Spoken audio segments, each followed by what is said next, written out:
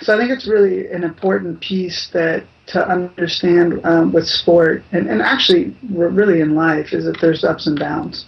And I think what's amazing to me about being even a counselor or a therapist is the honor to be with people in their lowest moments in life and that there's struggles in life that occur. And that's the same way as in sport is that a relationship with God does not guarantee success. And in fact, it's quite the opposite.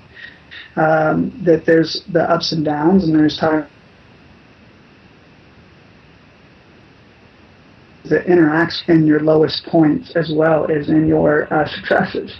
And so I think one of the things that I enjoy doing in some ways, because I think it's rare in athletics, is when an athlete does struggle with disappointment, is to be with them in that disappointment and to communicate God's love for them in that moment.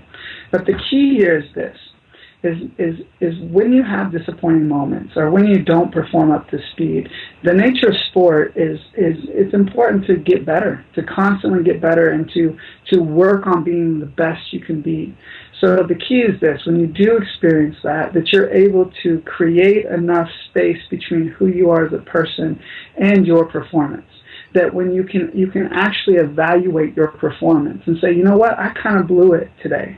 I should have done this strategy, or I should have done this differently, or you evaluate the actual performance not as, which is different than evaluating the person.